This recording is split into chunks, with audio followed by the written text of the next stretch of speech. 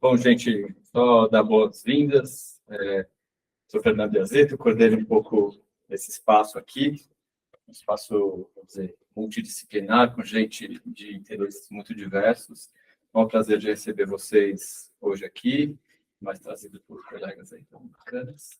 Então, a gente costuma fazer os eventos de uma maneira muito informal, fiquem completamente à vontade.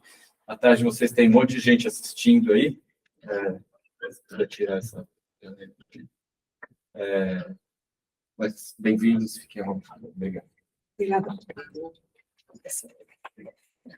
Bom, boa tarde, obrigada, Juliana, seu Júlio, pela disponibilidade, Yuri. É que o Yuri acho que é de casa, mas já estou tratando como de casa. Obrigada, gente, por terem vindo. Eu falar rapidamente, né? Eu estou desenvolvendo, né, fazendo a produção, o MIG, do projeto Octocto, o grupo Octocto, um octeto, que surge aqui no departamento em 2008, salvo engano, e que tem, desde então, vem desenvolvendo uma trajetória super feliz no campo da música. A gente fez algumas... o segundo disco já foi para o PROAC, né?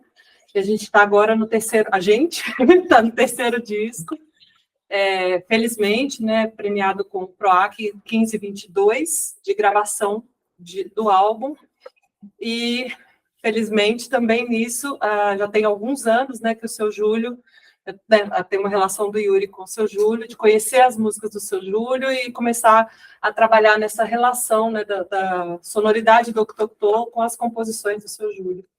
Ele vai poder falar sobre ele, uma história linda.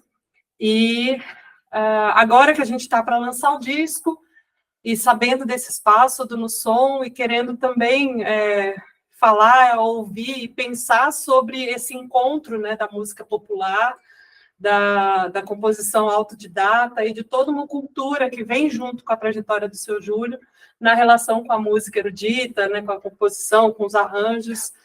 A gente achou que seria legal trazer essa discussão, esse encontro para esse espaço, para falar, ouvir e pensar juntos, né, sobre esse processo de criação e sobre horizontes para a música a partir desse encontro.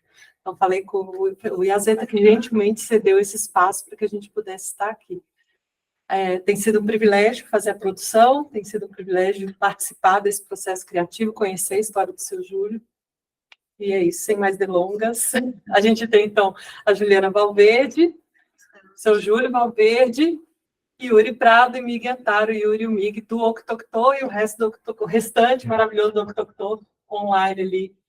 Rubinho, Luiz, Edinaldo, Cibele, Felipe Roque e mais gente ali, porque o grupo é grande, já está esse caldo. É isso, gente. Obrigada por promoverem, todos estarem aqui para promover esse encontro. Bom, obrigado também, Biazzetto, e todo mundo no som. Obrigado, Iô, pela apresentação e por estar com a gente, né, principalmente. Acho que eu vou passar direto a palavra para o Júlio. A nossa ideia é justamente, Júlio, que você fale um pouco do seu percurso, né, como compositor. E aí, depois a gente começa a falar um pouco desse processo de gravação do disco, mas acho que seria importante você contar a sua história, enfim, a história culinária, a arquitetura e a música, e a gente vai depois seguindo nesse fluxo. Mas obrigado mais uma vez. Meu nome é Júlio Valverde, eu tenho 79 anos, nasci em Salvador, sou soteropolitano, e nasci em abril de 44, nasci ainda na guerra, e me formei em arquitetura, sou um ex-arquiteto, e me enveredei por outros caminhos. Primeiro, eu sempre tive dois hobbies. Primeiro, a culinária, e o outro, a música. Mas a música só de ouvir, sem participar dela tocando, eu só ouvia. Mas era um hobby meu. Aí eu profissionalizei meu hobby da culinária. a ser o cozinheiro do restaurante que eu tinha na Vila Madalena, chamado Soteropolitano. E aí me fez, junto com a culinária, evoluir naquilo que veio a ser me tornar um compositor, por um acaso, por eu ter encontrado um amigo. Eu trabalhei na CETESB,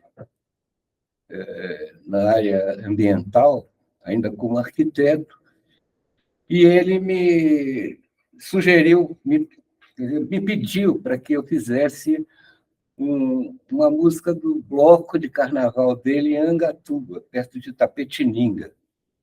Eu nunca tinha feito nada. Tocava sempre... Quem me salvou, na verdade, foi o Almir Shediac, que apresentou aquele songbook. Como eu não tenho teoria nenhuma, eu sou só intuitivo, mas comecei a ler as cifras e decorar as cifras. Só decorar, porque eu não sabia o que significava aquilo, né? Eu não tinha a mínima ideia como a formação de um acorde. Nem também me interessava por isso. Eu queria só ouvir o som daqueles acordes. O que me interessava era isso. E eu decorei uma série de acordes. Bom, e um dia eu me apresentei tocando um pouquinho no bar da Sabesp, perto da CETESB, e ele aí ouviu e perguntou se eu não poderia fazer Achava que eu era compositor. Ele disse, eu topo. Foi em 92. E aí fui na cidade dele, conheci a cidade, conheci o bloco, conversei com as pessoas e fiz. Compus a música do bloco, com música minha e letra também. Eu não faço letra, raríssimo, a não ser quando tem um tema. Eu desenvolvo o tema e depois coloco a música em cima, ou junto, né? Eu sou um compositor de receber letras e desenvolver a letra em função da música que já está ali dentro, que eu sinto que dentro da poesia me apresentada, da letra me apresentada, contém uma música, um som, uma sonoridade, um ritmo. Em cima disso, eu componho. E, normalmente, modéstia à parte, dá certo, né? Eu expresso tudo que me é apresentado nesse conteúdo da letra. E aí eu fui desenvolvendo isso. Fiz 5 anos, uma música por ano que era desse bloco. Aí, por circunstâncias políticas, terminou o bloco e eu fiquei a ver navio. O que é que eu vou fazer agora? Se eu não tenho mais o bloco para fazer uma música de carnaval. Como eu já tinha montado o restaurante e conhecia muito poetinha que frequentava lá, eu comecei a pedir letra. E aí começou a chover letra na minha frente e eu comecei a desenvolver esse trabalho, né? Com muita dificuldade, porque eu não, sem saber teoria, e aquela enxurrada de letras, muitas letras ótimas, e era, para mim, um parto fazer uma música, porque eu recriei a teoria em função da necessidade que eu tinha do som que eu estava querendo. Como fazer aquilo no acorde? Os acordes decorados que eu tinha, né, feito, não dava conta. Então, é uma recriação, porque eu ia buscar o som que eu estava necessitando, que eu sabia o que era, mas não sabia fazer. E aí eu desenvolvi, entendeu? Certo, uma metodologia e um aprendizado de formação de uma certa harmonia para aquilo que eu estava necessitando. Aí, o meu aprendizado, na verdade, foi aí, que foram vários anos, muitos anos. Hoje eu tenho dificuldade ainda, muita dificuldade, mas é mais fácil, né? Mais fácil. E eu utilizo os universitários, tenho os amigos músicos, né, teóricos, que eu peço auxílio. E eu digo, porque eu sei o que eu quero, mas não sei fazer. Então, isso eles me ajudam. Yuri me ajudou muito, e vários outros músicos que eu conheço. E aí vim compondo. Principalmente eu conheci Yuri, e ele gostou daquilo que eu, dessas minhas músicas, né? E aí começamos a conversar sobre o que eu fiz, que eu já fiz, como foi e tal. Mas isso daí tem um... Não é de repente, a partir da ideia de fazer uma música para o carnaval, não é isso. Isso vem de longe, né? Começou mais ou menos aos 6 anos de idade, porque eu morei num bairro de Salvador, chamado Tororó, numa rua Eloy Guimarães, e essa rua dava acesso para o dique do Tororó. Quem conhece Salvador sabe. E o dique, e aí é uma bacia, uma vertente. Eu morava nessa vertente onde se encontrava a rua Eloy Guimarães, e da outro lado, da outra vertente, era um bairro chamado Acupe, né? E a lagoa, o dique, aqui. E eu tinha, na casa que eu morava, tinha uma varanda que eu descortinava todo esse vale. E, inclusive, o dique, onde existiam os barquinhos que atravessavam, que as pessoas vinham de bonde até o Largo do Tororó, que era para cima, descia, acessava essa escada, uma escadaria muito íngreme e extensa, e chegava ao barco para atravessar para ir para o Acupe, né? E que Salvador tem muito... a topografia da cidade, ela tem morrinhos, entendeu? É cheio de... Eu, depois, eu estou voltando para trás e indo para frente. Falando sobre a topografia, em 1974, eu coordenei o modelo reduzido da cidade de Salvador. Eu fiz a maquete da cidade, que passamos 4 anos executando esse trabalho. E para mim foi um conhecimento maravilhoso da cidade, né? Aí eu conheci a cidade de Salvador, porque a escala era 1:2000, e nós desenvolvemos esse trabalho e foi grandioso, né? E depois expomos essa maquete na prefeitura. A maquete tinha 12 metros por 8. Então, nós fizemos módulos de 1 metro por 1 metro, então eram 98 módulos. Expomos isso, e as pessoas... Era infernal isso. Eu sempre ficava à espreita do que as pessoas falavam sobre aquele trabalho, né? Porque elas começaram a reconhecer a sua casa, entendeu? E esses vales todos, porque a cidade era ligada pela cumiada, os bondes, e tinha os acessos, normalmente sem transporte, naquela época, principalmente. Então, as pessoas desciam essa vertente para ir para o outro lado. E isso daí era maravilhoso, os comentários, porque eles estavam vendo a sociedade de cima, né?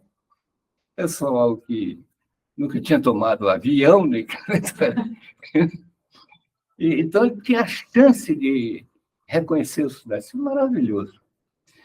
Bom, voltando, só para falar sobre essa sobre esse trabalho que, para mim, foi muito importante, ter contato com a cidade e com as pessoas, né?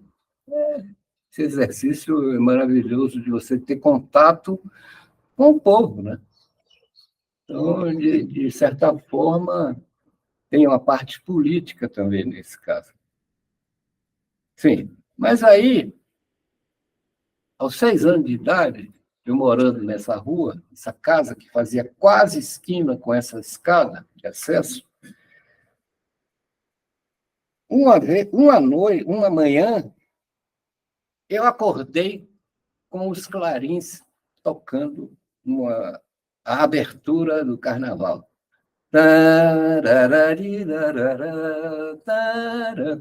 Eram 2 clarins, em cada ponta da rua, chamando os foliões para o carnaval, porque nessa rua existia um sapateiro que tinha um bloco chamado Quebra-Flandre e saía dessa minha rua. Então, e aí, essa imagem é inesquecível, eu nunca esqueci isso, porque eu corri para o quintal, na varanda, e comecei a ver as pessoas descendo a vertente do Acupe, atravessando de barquinho o dique do Tororó e vindo em direção à rua. Todos mascarados, porque naquela época todo mundo usava máscara de carnaval. Era um colorido fantástico, isso me marcou muito. E o bloco Quebra-Flandre, ele tinha uma orquestra. E, aliás, quase todo o bloco em Salvador, naquela época, 1950, tinha orquestra, não tinha trio elétrico, ainda não existia trio elétrico. E aquilo lá, o sapateiro armava a bateria, né, na rua, foram chegando os músicos, os percussionistas, e depois os músicos, que era formado por trompete, trombone e sax. Era essa a formação da banda, e a bateria. E aí começava a tocar, né? Começava aquilo a vibrar. E essa foi a minha primeira vez, a primeira vez que eu tive contato realmente com o som. Boa tarde. Que eu tive contato com o som que me marcou, né? Pulsou no meu coração. Isso aí começa daí, né? Aí eu falando da música do bloco, tem a ver essa relação, né? Depois de não sei quantos anos, 1992 para 50, sei lá. É uma diferença grande. Mas, como essa marcação primeira, né? Eu fui carimbado lá como ouvinte, né? E nunca mais deixei de ouvir música. Na minha parte de vida, ouvindo música. Eu tinha um radinho e ficava ouvindo música pelo radinho. Quando eu comecei a ter contato com a política, então o radinho também prestou para as notícias políticas, então as duas coisas, política e música. Eu ouvia a Rádio Jornal do Brasil na época, que tinha um repertório maravilhoso, uma programação maravilhosa, que era Eliakim Araújo que apresentava. Até hoje, parece que ele me apresenta em jornais. E com isso, eu fui me formando, né, musicalmente. Meu estudo é esse. Eu digo que a minha música é uma colagem em função disso, né? Porque no meu cérebro as coisas foram sendo gravadas e eu tenho essas harmonias e melodias aqui dentro, né? eu aciono, às vezes, isso e vem, né? Como um computador. Então, é essa a minha prática em compor. E isso me delicia, né? Faz falta, eu sinto falta, eu preciso disso. Tem uma parte que eu estava lendo ontem, que eu escrevi alguma coisa, que ao ouvir música, tanto instrumental como cantada, eu repetia, né? Mais recentemente, com fita ou coisa, não no rádio, né? Eu sinto, às vezes, eu ouço o rádio, dá vontade de voltar. Não dá, né? No rádio ou na televisão. Mas no computador, sim. Agora eu tenho um computador, eu sou meio avesso a isso, não tenho intimidade, mas tem umas coisas que eu sei. No YouTube, procurar música, né? E aí, essa prática que eu tinha, principalmente de fita, né? Eu voltava à música, e no computador descobri, para minha alegria, e eu ouço uma música e vou atrás das interpretações dessa música. Então, eu ouço, eu esgoto tudo. Se é instrumental, se é cantada, eu vou ouvindo aquilo, de, tudo que foi feito com aquela música. E aí depois eu escolho o que é melhor eu ouvir. Então, isso facilita. É uma prática que me informa, né? Não teoricamente, mas sensitivamente, isso daí eu capto.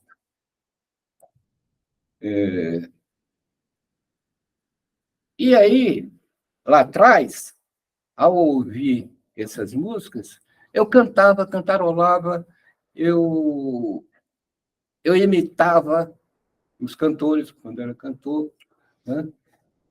E daí eu fui exercendo essa prática, né, de compreensão musical, tanto melodicamente como harmonicamente, e ritmamente. Eu, em função dessa experiência carnavalesca inicial, daí para frente, eu comecei a praticar o ritmo. Então, eu tinha um atabaque e comecei a tocar atabaque nas feiras de largo, porque na Bahia tem feira, festa de largo, todo bairro quase, né? E tem lavagem. Hoje tem lavagem até de carro.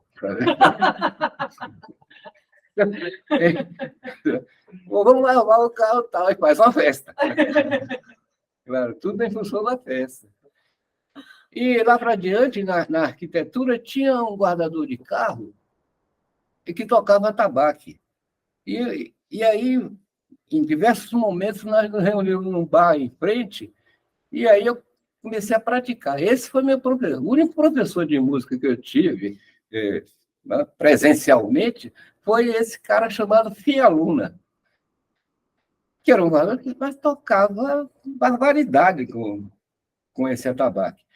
E aí comecei a ser parceiro dele para as festas de largo. Então, ele ia comigo para as festas de largo e a gente lá. Eu comecei a aprender o ritmo, né? Entrar no ritmo. Depois de muito tempo, apareceu o Carlinhos Brown, e aí puxou o Fialuna para a timbalada e colocou ele lá em cima. Era um senhor que ficava com um atabaque imenso, né? É isso. E aí eu desenvolvi o meu instrumento naquela época era percussão. Eu passei a tocar. Aqui em São Paulo, nós formamos uma banda chamada Pau d'Água, e a gente passou 11 anos tocando no Ó do Borogodó, aos domingos. Todo domingo a gente tocava lá. Depois desfez, Então, isso daí também ajudou muito, né? Esse ritmo que eu adquiri tocando na rua.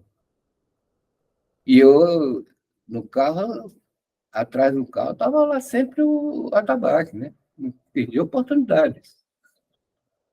Depois de algum tempo, comecei a, a tocar, voltando, né? Voltando. Eu cheguei à escola, ao ginásio, não sei como é que mudou, no ginásio, eu fui do colégio militar, felizmente, porque o colégio militar me fez ver que eu nunca seria militar. Eles mostraram essa façanha que foi maravilhosa. Senão eu estaria vendendo joia hoje. Não é não? Se continuasse essa saga. Bom, mas lá, para fugir da arma, de marchar com fuzil, não sei o quê, eu me propus entrar na banda. Aí queria entrar na banda. Eu fui para a banda. Oh, foi ótimo, porque eu comecei a tocar corneta. Corneta é mais fácil, não tem pista, não tem. E depois passei para o trompete. Mas eu tocava de ouvido. Ah, claro, botava a partitura na frente, o sargento regente da banda, pensava que eu estava lendo, né? Estava tocando de ouvido. E esse sargento, ele disse, bom, eu vou... Falei com meu pai na época, eu disse, então, vai tomar um curso com ele de música. E aí fui. Falei com ele, então ele marcou. E aí, no início, eu disse a ele, olha, eu quero tocar. Aí, mas ele entendeu que eu queria aprender teoria musical. Isso daí me fez afastar de vez da teoria musical. Eu tive horror aquilo. Porque a minha intenção era tocar, pô. Eu queria tocar. Aí, tempos depois, passado, lá para frente, aqui, no restaurante, nós tínhamos uma confraria onde eu convidava músicos de excelência para tocar. Eram 6 músicas, entendeu? Silêncio era para ouvir. E eu achei de me apresentar tocando trompete. O que eu fiz? Conheci um trompetista cubano, o Roger Ceruto, fantástico. E aí disse, Ceruto, eu estou querendo me apresentar no Soteropolitano, numa confraria, queria tocar 6 músicas. Ele disse, então vamos. Ele disse, mas eu quero tocar. Eu não quero teoria, eu quero tocar. Ele disse, você quer tocar? Então vamos tocar. Pronto. No primeiro dia, ele começou logo a tocar Misty, que é uma música mais difícil para o trompetista, né? Mas foi aí que começou. Eu fiz uma partitura própria, né? Numerei os pistas que eram adicionados, né? E a nota. Então, eu criei essa forma de tocar. Ele aceitou, ele entendeu e acompanhava a minha leitura, né? E eu toquei 6 músicas, escolhidas por mim, né?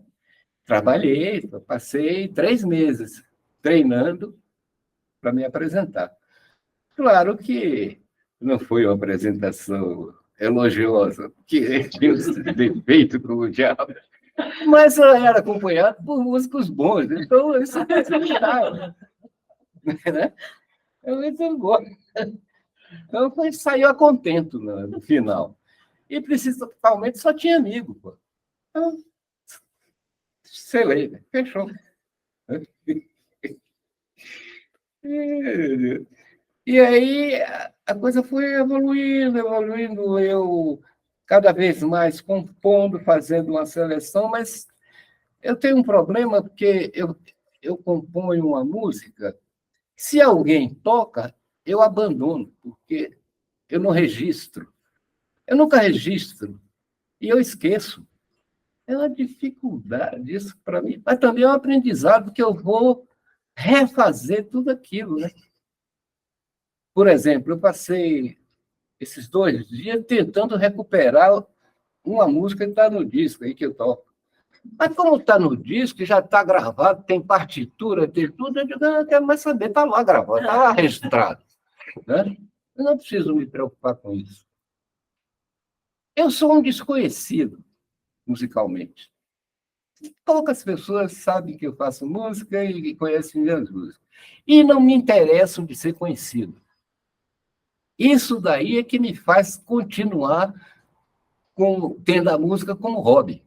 Eu não tenho responsabilidade nenhuma, entendeu? Eu faço o que eu quero, o que eu gosto. Então, no meu outro hobby, da culinária, nossa Senhora, é uma responsabilidade tamanha que ó, é jogo duro, viu?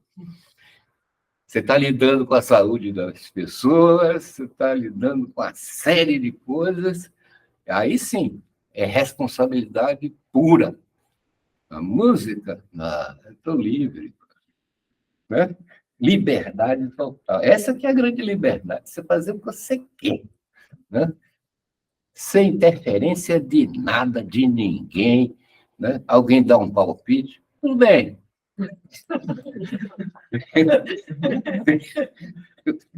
Se alguém der palpite na culinária que eu faço, aí tem discussão. Né? Aí tem argumentação, aí é outra coisa. Então, eu vivo feliz por ser livre nesse campo. Né? E nisso daí o Yuri gostou do que eu estava fazendo, e aí gravou uma música, né? Que foi o Querência, num disco do Octocto. E teve uma coisa que aconteceu numa apresentação deles, isso me marcou muito sobre essa música. Eles foram fazer uma apresentação em Santos. A primeira música a ser tocada foi Querência. Passou, acabou o show, e um casal se dirigiu para Yuri e conversou, gostou muito, mas se fixou na primeira música. A primeira música, Querência. Que a mulher dele, há tempos atrás, tinha tido um problema e perdeu o olfato. Um acidente, né? Num acidente, perdeu o olfato. E ela disse para Yuri que aquela música fez ela sentir cheiro. Olha, Depois de muitos anos. depois de muitos anos, ela conseguiu sentir um cheiro. Quer dizer, isso daí, para mim, foi uma coisa assim, fantástica. Pô. Eu mexi, né, com o sentimento de uma pessoa. Pô, tem coisa melhor que isso? Acho que não. Né? Não ganhei nada por isso. Grana, porque eu não sou profissional dessa área, mas ganhei um elogio assim que pô, me encantou, né?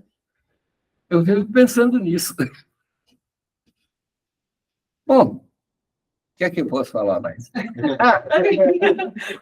Eu fiz uma coisa assim, uma passagem assim, meia comprida e vai e volta. Que esse vai e volta que eu estou pretendendo, porque eu comecei, por interferência de Yuri, a escrever essas histórias. Sempre voltado para a música. Né? Porque no início eu queria escrever as minhas memórias, sem nenhuma, né, preocupação. Eu queria registrar tudo que eu passei, porque eu já fiz muita coisa. Tinha um carioca que era cliente do Soteropolitano, que, para me esculhambar, ele disse, esse cara dá para tudo, dá para todo mundo. Ele dá para jogador de futebol, dá para arquiteto, ele dá para cozinheiro, né? Querendo me, né, dizer que eu era viado. Né? Essa brincadeira. Porque eu já fiz de tudo. Tudo. Tudo. Já fui foca de jornal, já desenvolvi a parte de arquitetura, que eu vivi um pouquinho. Já toquei, já fui cenógrafo, que eu fiz a cenografia no Teatro Castro Alves, da Traviata. Ó, outra coisa aí. É uma experiência de vida muito, muito grande. Eu queria registrar essas coisas, né? Porque às vezes a gente esquece, né? Mas coisas mais importantes não esquece, vem à tona. Como tem uma música no CD, agora do Octopop,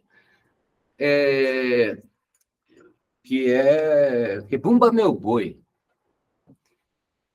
Veio assim, às claras, parecia que eu estava assistindo um filme, porque em 1905, eu tinha 9 anos, 1954,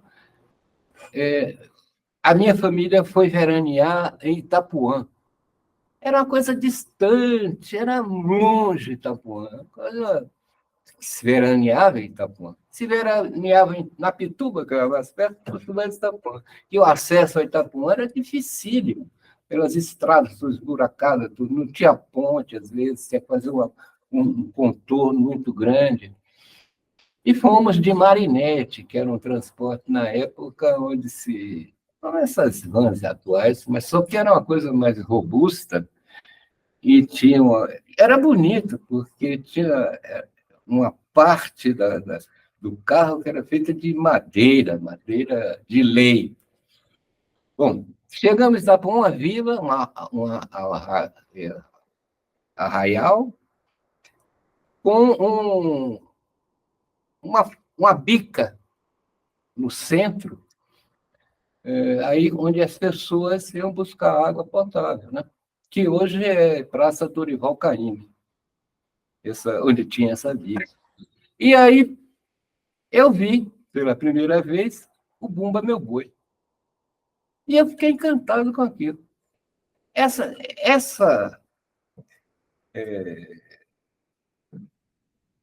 Como é que se diz?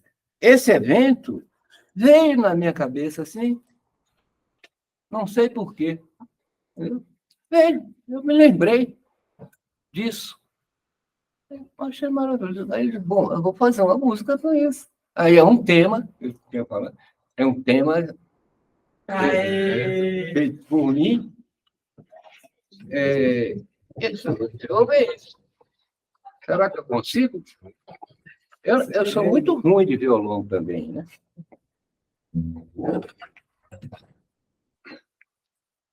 Verdade de surpresa, eu não sabia que ia tocar agora.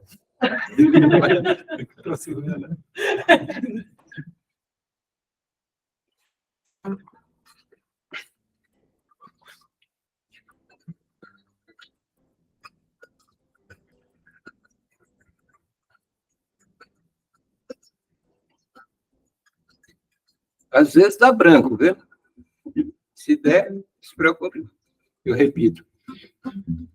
Pela primeira vez que eu vi o Bumba Meu Boi, foi no Largo de Itapuã, perto da bica do Largo de Itapuã. Tive o medo danado do Bumba Meu Boi, do beco do boi. Ele gritava alucinadamente, corria com tudo para cima da gente, rodopiava e dava amarrada, pois ele sabia o que Pai Chico queria com sua amada, de saia rodada, com estrelas prateadas sobre o veludo do azul, babado branco na parra da saia. Era Coralina que queria sua língua, era Coralina que queria sua língua, era Coralina que queria sua língua, era Coralina que queria sua língua.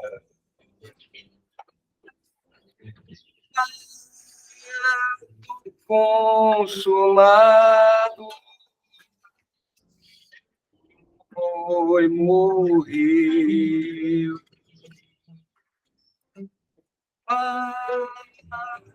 Consumado foi, morreu. É boi, é boi, é boi, é boi. É boi, é boi, é boi, é boi. O pajé, os índios e os brincantes atrasaram o tempo para aliviar a dor. O pajé, os índios e os brincantes atrasaram o tempo para curar o vivo, vivo,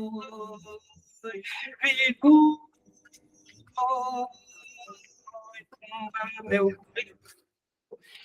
Porque aí, com essa coisa do boi, eu juntei a história dessa vista que eu tive, desse evento com o Bumba Meu Boi, com a história do Bumba Meu Boi.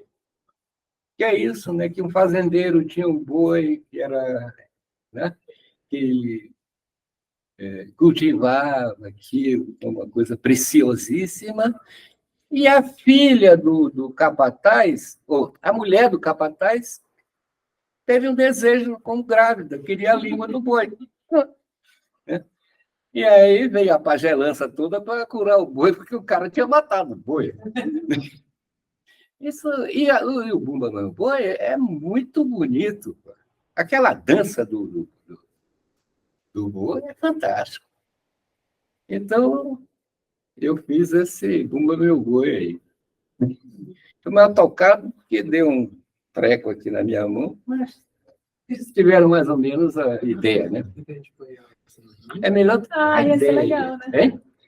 O Mig deu uma boa ideia de a gente começar até já falar do disco, né? De repente já Pronto. colocar ao Então, eu já vivo. comecei a tocar, então a música chegou. Então, o disco tem que ser apresentado. Então, falando duas palavrinhas antes sobre o disco, né? Porque, enfim, como o próprio Júlio disse, eu já tenho uma relação de amizade com o Júlio há muitos anos, né? E sou um admirador da obra do Júlio, né? Conheço muitas músicas dele, acho que quase todas, né? E vi de perto muitas dessas composições nascerem no antigo Soteropolitano, né? Quando ele compunha antes do expediente, né? Após o expediente ou mesmo durante o expediente, porque toda hora era hora também de tocar, então. E, enfim, desde 2018 a gente tem feito esse trabalho de um trabalho que tem um caráter biográfico, porque, como o Júlio disse, esse era o interesse dele, de fazer um livro de memórias, né? Baseado primeiramente nas ruas onde ele morou. Então, decidi, por que a gente não faz realmente esses encontros regulares, semanais, e a gente começa a conversar sobre suas histórias, sobre as suas memórias, mas também sobre música, processos criativos, composição, né? E acabou até que esse trabalho tem se tornado a pesquisa de pós-doutorado, né, que tem feito na FEFELESH, no Departamento de Antropologia. Então, e tem uma série de produtos da pesquisa, inclusive filmes, que a gente pode falar depois. Mas aí o disco ele apareceu no ano passado, fruto também de um processo longo, porque a gente já tinha tocado com o Octocto algumas dessas composições em outras ocasiões, né? Eu tenho uma relação de amizade também com a Juliana de muitos anos, né? Também admiro muito a Ju como poeta, e a gente já tinha tocado e enviou um projeto para o PROAC, né? Que é esse edital de 2022, o 15 de 2022, que é edital de canção, e infelizmente foi aprovado, né? É um edital dificílimo de ser conseguido, porque é muito concorrido esse edital de gravação de discos de canção, né? E tem sido muito bom, porque daí a gente já tinha alguns dos arranjos prontos, mas também a gente aproveitou para fazer mais, então são 13 faixas, e foi um processo rico, porque boa parte dos integrantes do Octocto se dispôs a escrever arranjos. Então, eles são muito variados em termos, né, de estética e de abordagens da obra do Júlio, né? Eu tinha escrito já alguns, escrevi mais alguns, mas cada arranjador que ia mergulhando, né, nessas canções e ia trazendo soluções interessantes e novas, né, e surpreendentes, né? Penso assim, né, nas diferenças de cada um dos arranjos, e acho que se a gente tiver tempo de ouvir pelo menos um pouquinho deles, vai valer a pena. E eu acho que vale a pena a gente justamente ouvir um primeiro deles, que foi feito pelo Rubens de Oliveira, o Rubinho, que é baterista do nosso grupo. Rubinho, você quer falar um pouco sobre o processo de feitura desse arranjo? Só um instantinho. Dá para... Eu peço desculpa porque teve uma falha aqui, porque eu não falei dos meus companheiros parceiros. Eu não falei sobre isso. Eu gostaria de falar, talvez, porque eu tive vários parceiros e tem a família, filha, Juliana, que é poeta e contribui muito para várias músicas minhas. E tem vários. O meu outro filho, que é músico profissional, ele está concluindo o mestrado em Salvador, ele toca vibrafone, ele é percussionista. Ele participa, né? Participou aqui exatamente. E o outro, que é Guilherme, que também é músico, é designer. Está produzindo um videoclipe para gente. Tá todo mundo. É isso aí. E tem os outros também. O Corsalete, Carmo, fantástico. Pério, Mário Carvalho e outros tantos. Desculpe. Mas essa, de qualquer forma, foi feita letra e música por você, né? Hein? Essa aqui é letra e música minha. Tem mais umas 3. Né? Porque tem um tema definido. Né? Então, eu escrevo sobre o tema. É isso. Desculpe aí interromper. Vocês querem falar do boi, é isso, né? É do seu arranjo, é do processo. O seu Júlio mandou pra gente uma gravação dela, violão e voz, assim como ele tocou agora.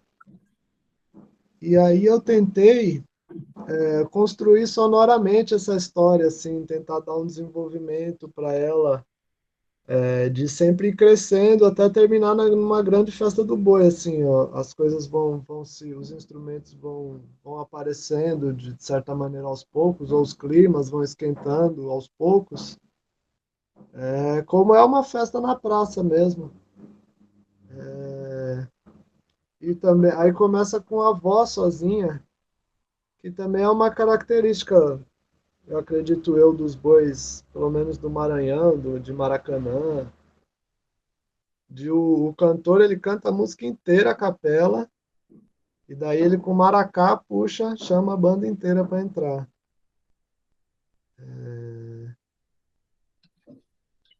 Para mim foi um desafio grande, assim, porque eu sempre toquei esse tipo de música, assim, tive contato, mas eu tenho bastante dificuldade também de tirar as melodias, as harmonias, então eu acabei nem conseguindo tirar inteira, mas aí o seu Júlio me ajudou, o Yuri ajudou, aí deu para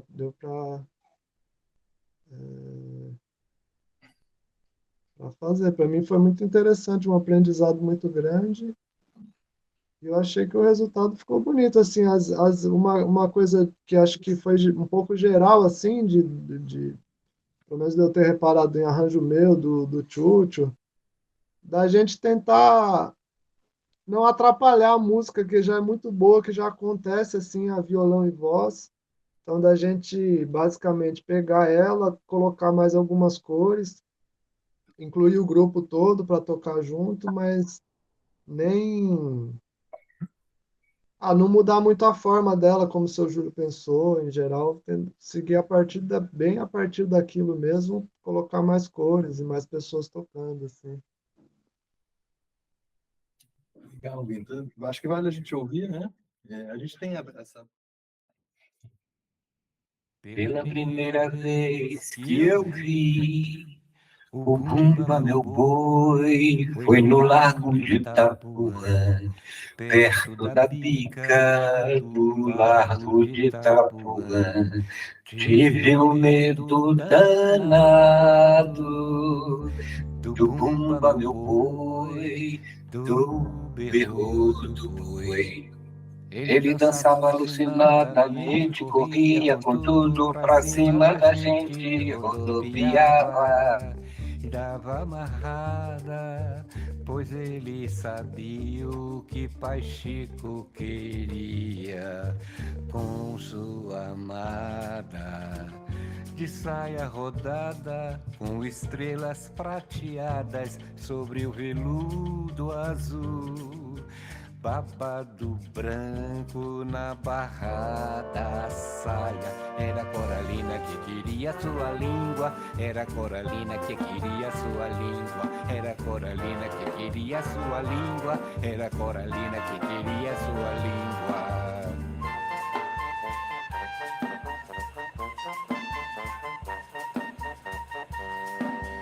Fato consumado, o boi morreu. Fato consumado, o boi morreu. E boi, e boi, e boi, e boi. E boi, e boi, e boi, e boi. O pajé, os índios e os brincantes atrasaram o tempo para aliviar a dor. O pajé, os índios e os brincantes atrasaram o tempo para curar o boi. E boi, e boi, e boi, e boi. E boi, e boi, e boi, e boi. E boi, e boi, e boi, e boi. E boi, e boi, e boi, e boi. Vivo o boi, vivo o boi. Bumba, meu boi.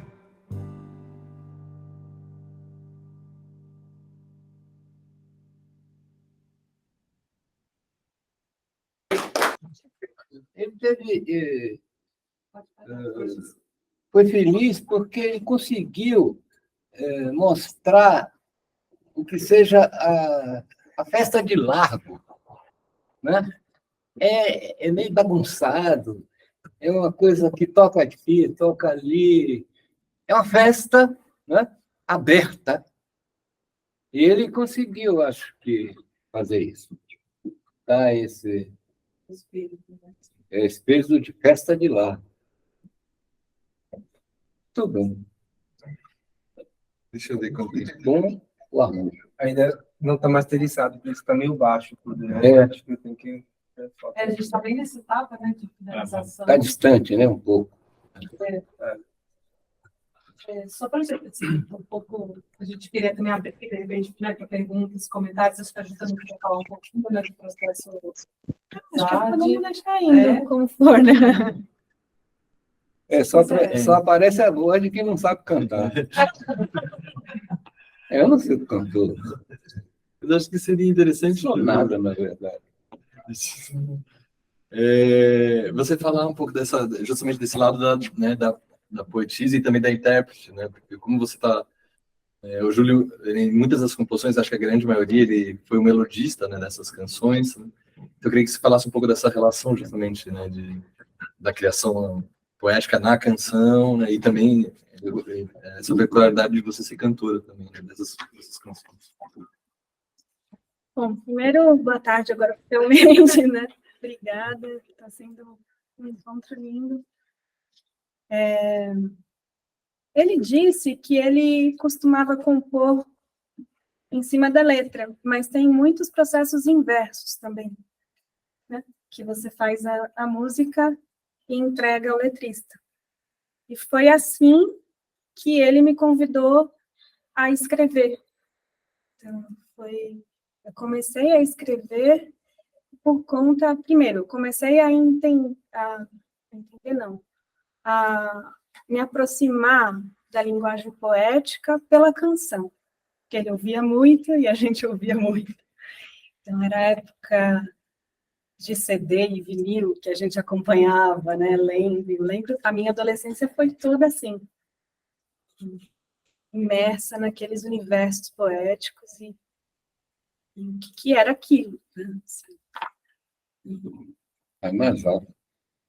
Mais alto? Mais alto. Vocês estão me ouvindo? É você, não. E aí, eu acompanhava tudo isso, ele trazia os songbooks e a gente cantava, e aí fui experimentando também essa história do canto, era um jeito de estar ali com o corpo, dizendo aquelas palavras que tanto me emocionavam, né? E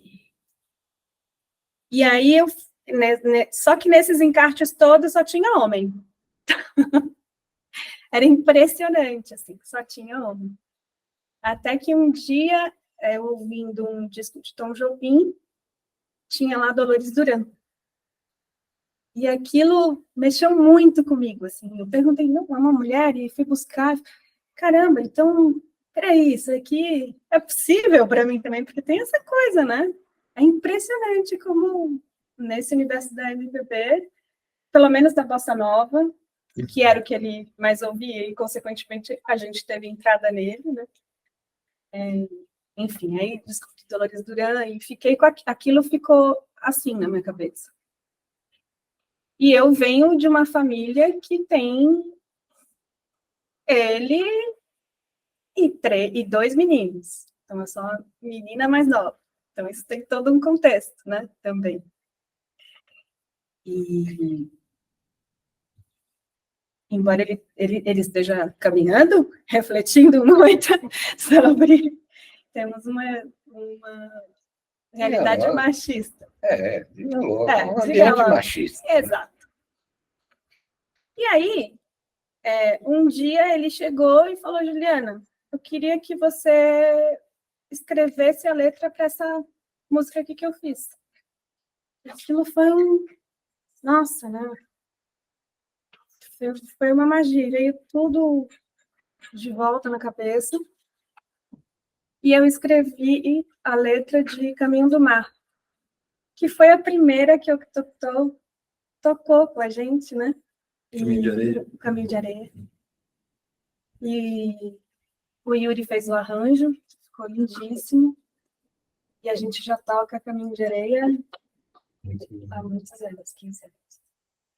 Então foi isso que eu falei sobre a entrada que foi pela canção, e aí eu comecei a escrever, e aí comecei também a sair de casa como letrista, comecei também a arriscar compor as minhas coisas, que eu ainda não mostrei, mas tenho... Componho muito, é todo um processo, isso até da escrita, né? Tem alguns livros publicados, mas bem mais no HD do computador. Olha, Falei o quê? Pode falar. porque ela começou a se enfiar, a virar escrava de empresas aí, que editoram, tal. Ela virou escrava de 3 ou 4 editoras. E eu na cabeça, larga essa merda, pô, vai escrever o seu trabalho, vai escrever. Deixa essa gente para lá. Claro que o dinheiro sempre... De ler. Dinheiro esse metal vil é um horror. A gente paga.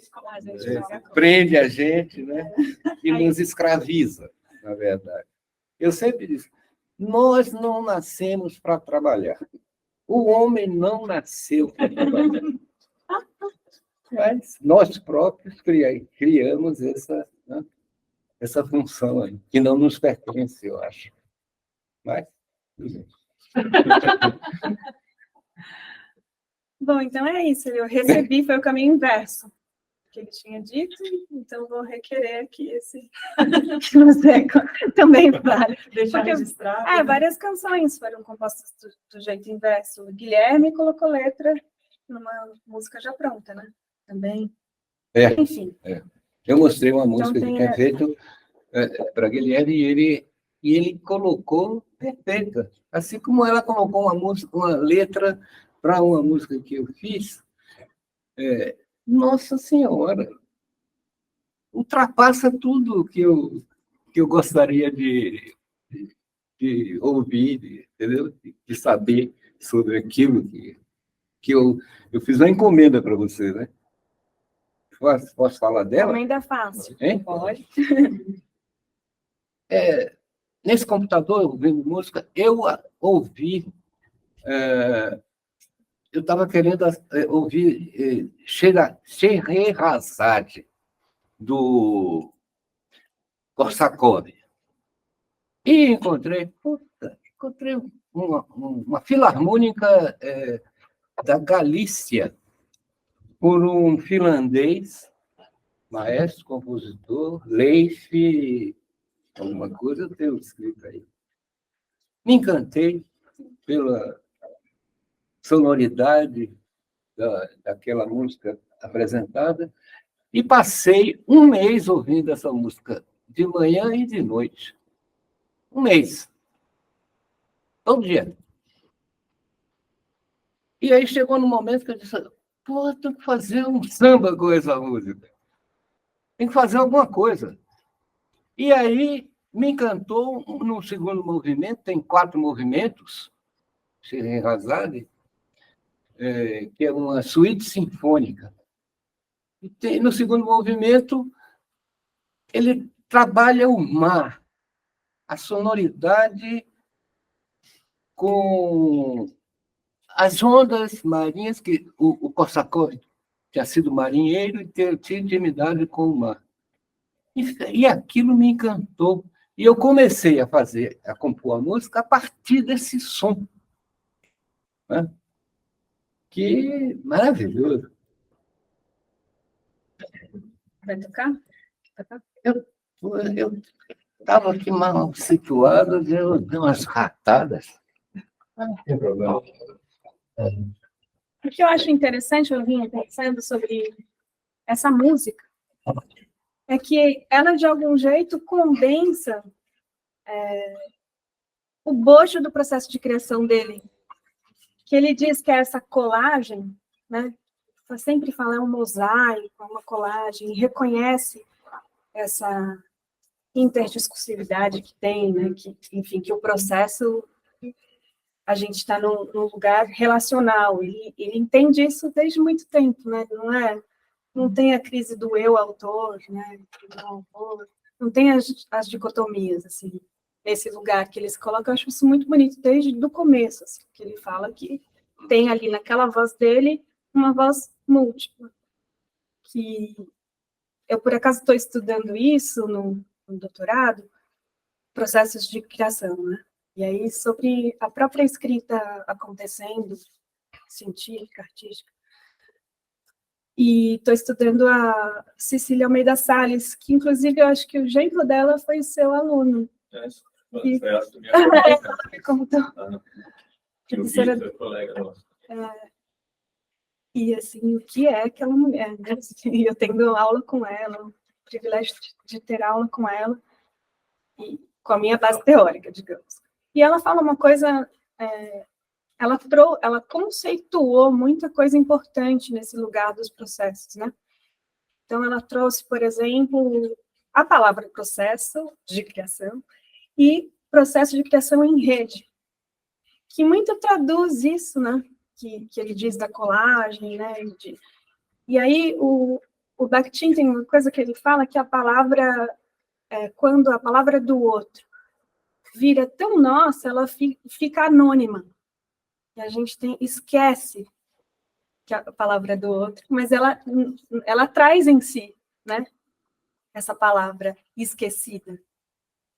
E também uma fala de Borges que a criação está entre esquecer e lembrar. Estou trazendo isso tudo porque dialoga muito com o que ele coloca. Não, porque você comentou sobre essa questão das várias vozes, e aí, no ano passado, eu fiz uma oficina com uma pesquisadora chamada Paula Molinari, e ela estuda voz art, então ele fala sobre o foco dele é mais para o teatro, né? Mas que a gente tem várias vozes. A voz do pensamento é diferente da voz que eu estou falando, né? Uhum. A voz, sei lá, a voz do coração, assim, uma coisa mais... Acho que a gente tem várias vozes, né? E como é que a gente dá vazão para essas várias vozes? Porque às vezes a gente dá muito vazão para essa e tem as outras Exato. né? Quais os outros lugares também, lugares mais que as pessoas leem como subjetivos, mas são super objetivos de religiosidade, de conexão com outros, né? Enfim, só porque eu achei muito interessante, porque é uma coisa que me interessa, essas diversas vozes que a gente tem, porque a gente tem diversas trajetórias, diversos atravessamentos. Né? Exatamente.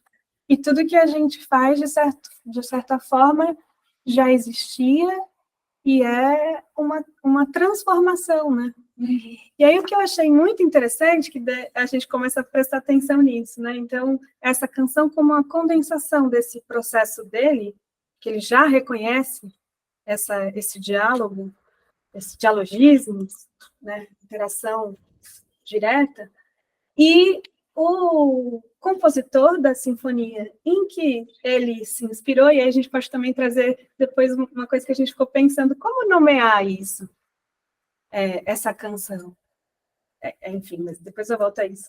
Mas o compositor também declara explicitamente que está dialogando com As Mil e Uma Noites. Ele coloca na partitura um próprio excerto e nos nomes dos movimentos também. Ele já mostra, ó, isso aqui é dessa parte, isso aqui já dá indícios, né, para que a gente sinta. E, por exemplo, o mar que ele sentiu sonoramente, ele se referencia mesmo, faz referência mesmo ao mar. E depois a gente foi ver que ele era marujo, né? Marinheiro.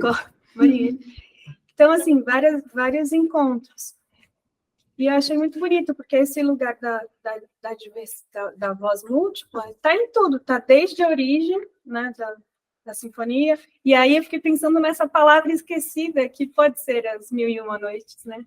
E talvez do pensamento ocidental, mas não, também do oriental, né? Veio da Ásia, do então, talvez seja uma grande palavra anônima de todos nós, que está do mundo, não sei. Falando heresia, mas do ocidental, talvez, né? E nessa versão francesa, que você também... Eu digo que a partir das Mil e Uma Noites, né, que o Korsakov se inspirou, aí vem uma sequência de inspirações, porque no segundo movimento também existe um pássaro, Roca, onde o Igor Stravinsky se inspirou para fazer o Pássaro de Fogo, né? Que é uma peça dele. E depois, já na composição do Scheherazade, o próprio Korsakov se inspirou num outro compositor que fazia parte de 5 compositores russos. Eles eram unidos e era um grupo, né, de 5 compositores, o grupo dos 5, e que também aproveitou para a sua peça. E se tratava ao inverso das Mil e Uma Noites, onde o sultão matava a esposa, né? Na peça desse, que eu esqueci o nome dele, ele fez uma peça chamada Tâmara, onde uma princesa matava os homens que ela tinha se aproveitado e jogava no rio no dia seguinte. É uma coisa assim. E aí, bom, e depois veio eu, né? Eu me inspirei em Korsakov para fazer o Zad, que no início eu digo, vou fazer um sambinha para Zad. E aí encomendei a Juliana. Juliana, ó, fiz essa música e eu gostaria que você fizesse a ZAD brasileira, né, contando as histórias do Brasil. Mas uma coincidência, assim, coincidência no que eu coloquei para ela e que ela colocou na letra. E toda a história da música do Costa Corda. Coincidência que ela se utilizou também do poeta Castro Alves, né, para inserir no seu poema que a ZAD brasileira fala sobre as suas histórias, a nossa história, na verdade, né? O que eu acho interessante nessa composição em específico é que ele trouxe, não sei se você já tinha pensado, talvez seja a única, que você traz a citação literal, né, de trechos, assim. Então, e ele está com essa preocupação, por exemplo, de cadê o encarte vai ter, dizendo, eu quero que tenha dizendo isso, né, e evidencia essa voz anônima que está aí, que é de todo mundo. É um meu que é um nós, né? E aí, no arranjo do disco, o Yuri ficou meio bravo, porque estava em cima da hora. e o Yuri fez o arranjo belíssimo. E aí eu falei, puxa, eu sonharia, assim, com muitas vozes cantando isso. A gente conseguiu fazer com 4 vozes. E é isso. Não quer tocar, não? Acho que eu posso, né? Você lembra? Se não, posso tocar. Você lembra? Toca um pedacinho, você toca outro. Tá bom. Tá, não bem. É porque você toca em outro tom, né? Pode ser. Não, Lá é diferente no disco.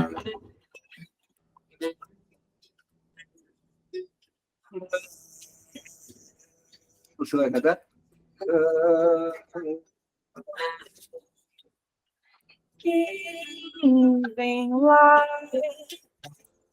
de onde sou, vou contar. Eu vim trazida do mar, de Luanda ou de Benguela, talvez, num tumbeiro, quem é que tem vez? A minha história está neste entrelugar, o presente esqueceu, o passado dos meus. Quem sou eu? O albatroz avistou ao balanço das ondas. Um buraco na vida de qualquer lembrança de vida. Tanto se perdeu, o manto de um navio que era bordão e ainda grita. Dá-me asas e abranda mais vagas, muda a voz deste céu de horror, apagando o terror que naufraga. Hoje o céu vai mudar de cor. Vai verter este tom de aceite, o açoite não está lá mais. Vai varrer tudo que é má sorte, ser um corte, um porto sem cais. Ser azar de um tufão desses mares, a rainha do amanhecer. Nada ao tempo que então virá, e o vento que foi o sultão vai adormecer, com histórias que são nascer e são para não se perder, narrar é sobreviver e o alvorecer e o anoitecer e o sol quer querer. Nossa força vem do labor da dor, de um retiro que ninguém quis. Eu que vim de lá, de onde não vim. Quero uma vez todo fim. Quer começar, recontar. Eu sei lá, águia do oceano, voa de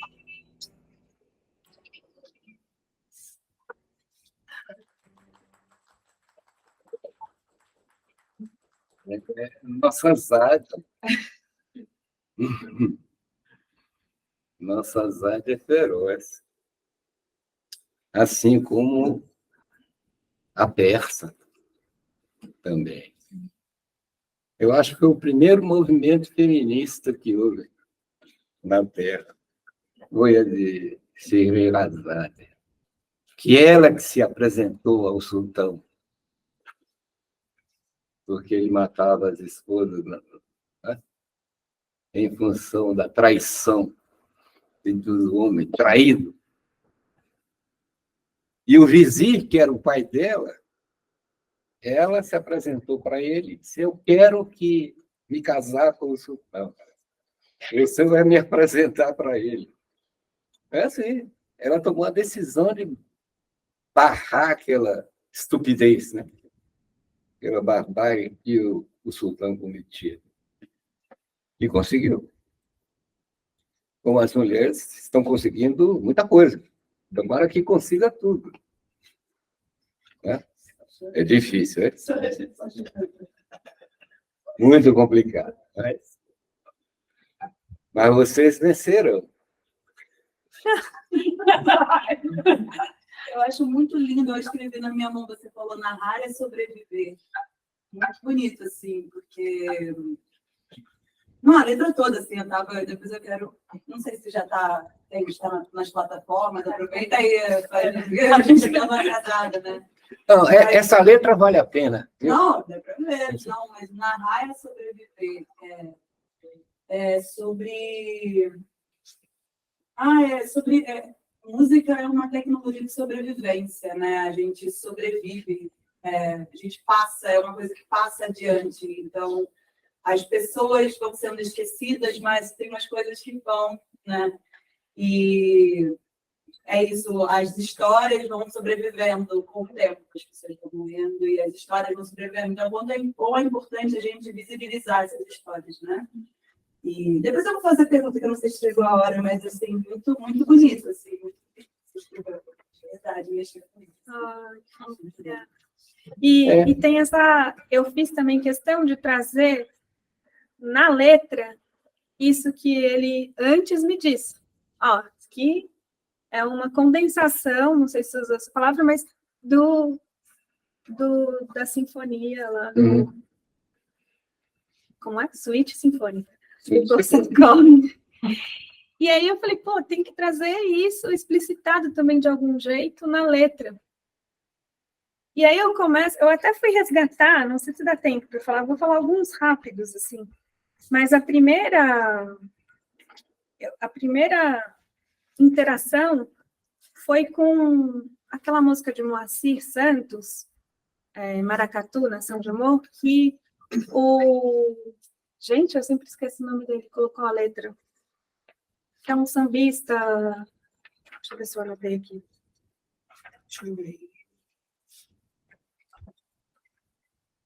A fidelidade partidária. Você não é Moacir Luz, não. Não. Nelson. Gente, eu esqueci o nome. Enfim. Mas que começa, que ele colocou a letra, não, eu preciso encontrar, porque eu vou falar dele, caramba, peraí, eu acho que eu anotei isso em algum lugar.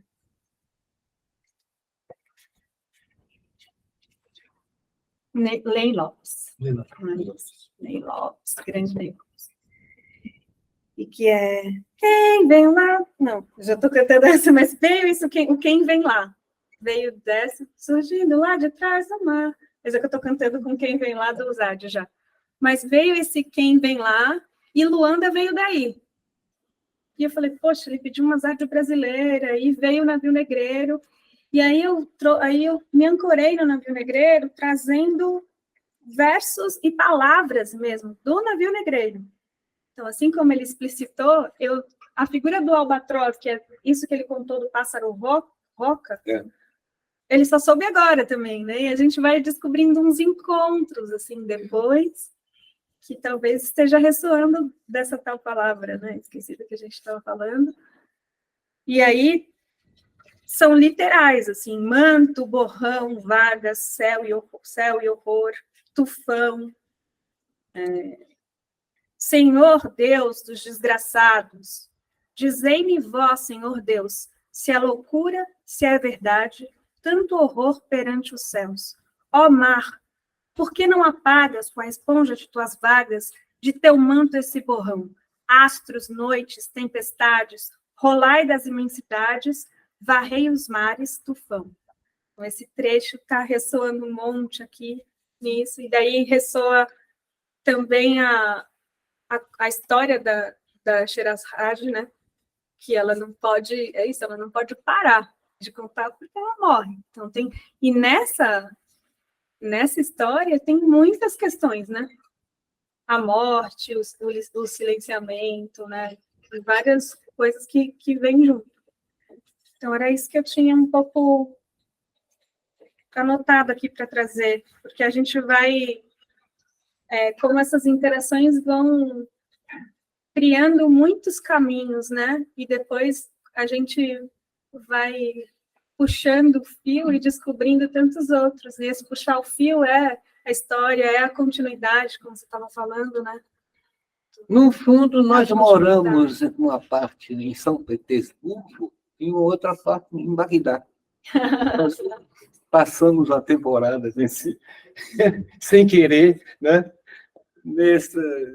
Nessas cidades, em função do Korsakov.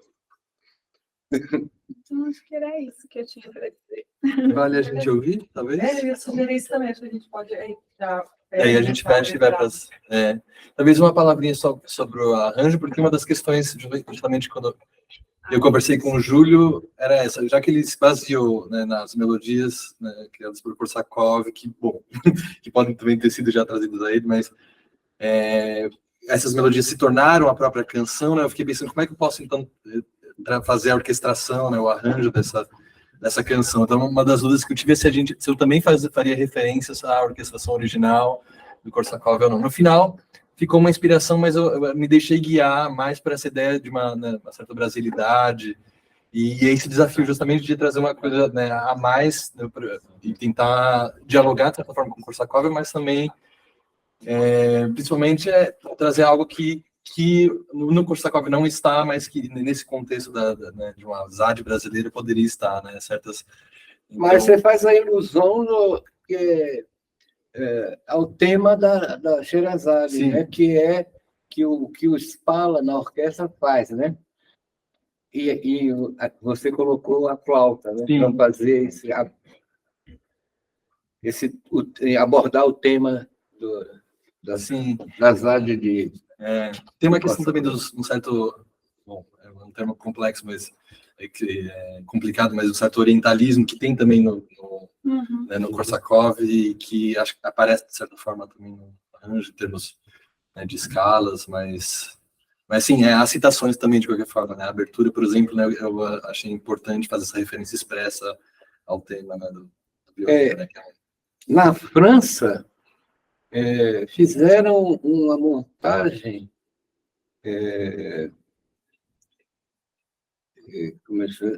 da Sherazade em forma de balé. Fizeram um balé na França. Eu vi, mas não gostei. Não. Eu achei muito forçada agora. Tanto é que não progrediu, ficou no escaninho. Tá bom, não vi.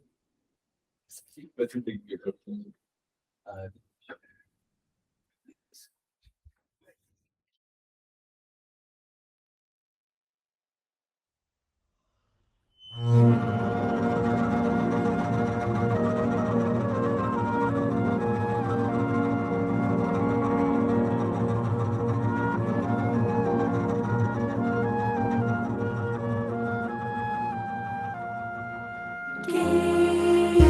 vem lá, lá de onde sou, vou contar. Eu vim trazida do mar, de Luandada ou de Benguela, talvez num tumbeiro. Quem é que tem vez? A minha história está neste entrelugar. O presente esqueceu o passado dos meus. Quem sou eu? O albatroz avistou ao balanço das ondas um buraco na vida de qualquer lembrança de vida. Quem sou eu que tanto se perdeu? Quem bordou o manto de um navio que era bom e ainda grita? Dá-me asas e abranda mais vagas. Muda a voz deste céu de horror. Apagando o terror quem naufraga. Hoje o céu vai mudar de cor. Vai verter este tom de azeite, o açoite não estala mais. Vai varrer tudo que é má sorte, ser um corte, um porto sem cais. Ser azade o tufão desses mares, a rainha do amanhecer. Donada ao tempo que então virá, e o vento que foi sultão vai adormecer, com histórias que são nascer e são pra não se perder. Narrar é sobreviver, e o alvorecer, e o anoitecer, e o sol quer querer. Nossa força vem do labor, da dor, De um retiro que ninguém quis. eu que vim de lá de onde não vim. Era uma vez, todo fim quer começar. Recontar. Quem vem lá, águia do oceano, voa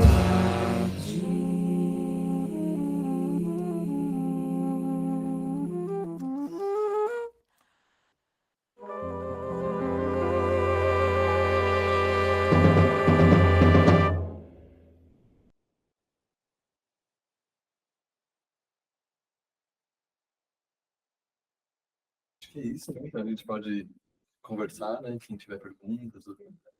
Só queria falar o nome das Sim, cantoras. sim, sim. Da Nilceia? Isso é a Vicente. Nilceia Vicente, Aline Fagundes, Renata Vilela e eu.